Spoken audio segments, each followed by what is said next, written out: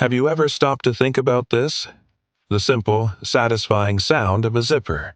It's one of those perfect little moments in our daily lives. Zipping up a jacket, a bag, a pair of jeans. It's so simple, so intuitive, you'd think it was invented right alongside the wheel or the button. But what if I told you this humble invention has a surprisingly dramatic and frustrating history? It's a story that involves three different inventors, multiple failed products, and took nearly 80 years to get right.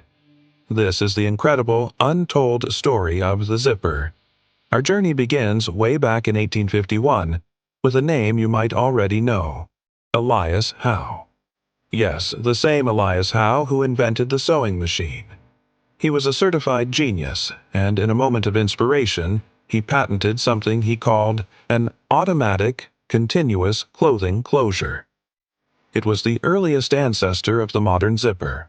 The concept was there: a device that could fasten clothing without buttons. But here's the first twist in our story.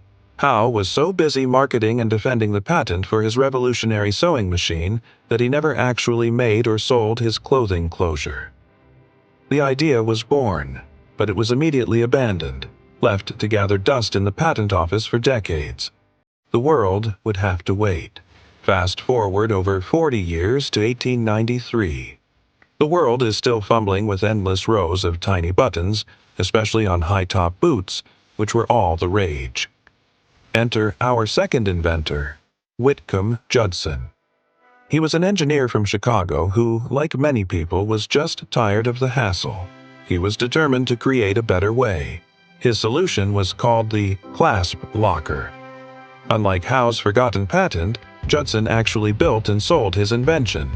He even debuted it at the 1893 Chicago World's Fair, the same fair that introduced the Ferris wheel and Pabst Blue Ribbon beer. The clasp locker was a clunky, complicated system of hooks and eyes that were pulled together by a slider. It was advertised as a modern marvel that would save people from the tyranny of boot buttons. There was just one tiny, insignificant problem with it. It didn't work very well. The device was expensive to make, prone to getting stuck, and worst of all, it had a nasty habit of popping open at the most inconvenient times. Imagine your boots just randomly unfastening while you're walking down the street. Not exactly a selling point.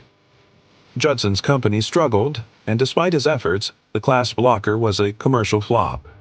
The zipper was still a failed experiment.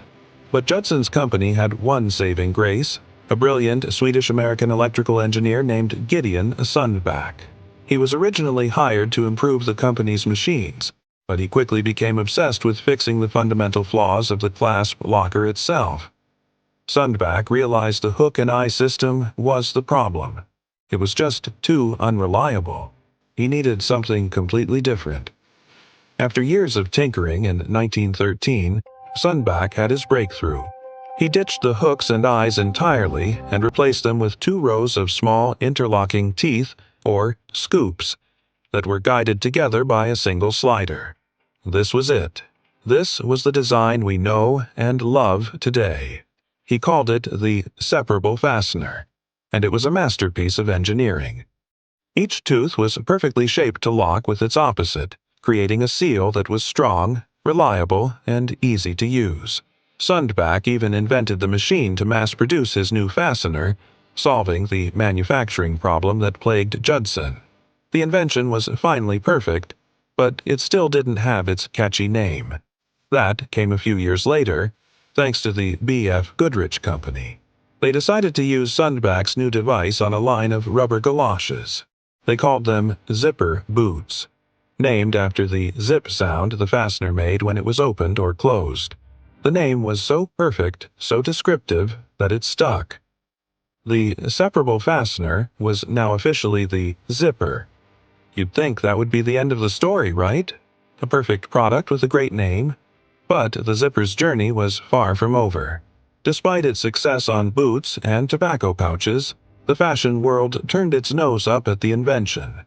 For years, zippers were seen as something for heavy, utilitarian items. Think money belts or the flying suits of World War I pilots. The delicate world of high fashion considered them too mechanical, too clunky, and still a bit unreliable for fine fabrics. It seemed the zipper was destined to remain a niche gadget, never to break into mainstream clothing. The big breakthrough finally came in the 1930s, nearly 2 decades after Sunback perfected the design. A group of avant-garde French fashion designers, always looking for the next big thing, decided to take a risk. They began incorporating zippers into men's trousers. This was a stroke of marketing genius. They promoted the zippered fly as a modern masculine solution, an end to the fuss and fumble of button flies. It was presented as sleek, efficient, and forward-thinking. Esquire magazine declared the zipper the newest tailoring idea for men, and the public went wild. The battle of the fly was on, and the zipper quickly won. Once it conquered men's trousers, its path was clear. It jumped from menswear to children's clothing, making it easier for kids to dress themselves. Then, designers like Elsa Schiaparelli started putting zippers on women's dresses, using them not just as a fastener but as a bold, decorative element. By the end of the 1930s, the zipper wasn't just accepted, it was a global phenomenon. It was on everything, from skirts to jackets to handbags. So, the next time you effortlessly zip up your jacket, take a moment to appreciate the incredible journey of that simple device. It's a story of a great idea that was ahead of its time, a failed product that refused to die, and the genius engineer who finally perfected it. It reminds us that sometimes, even the simplest and most brilliant ideas require decades of perseverance, iteration, and a little bit of marketing magic to finally change the world.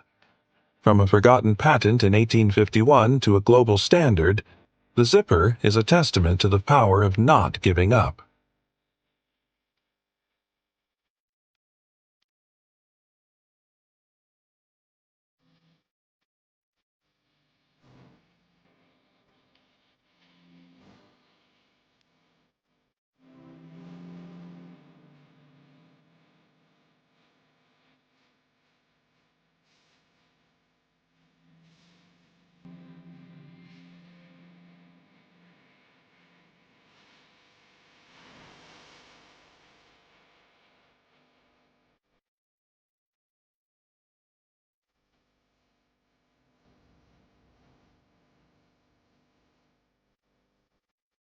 Thanks so much for watching. If you found this story as fascinating as I did, do me a favor and hit that like button. And don't forget to subscribe and ring the bell so you do not miss our next dive into the hidden histories of everyday objects. See you in the next one.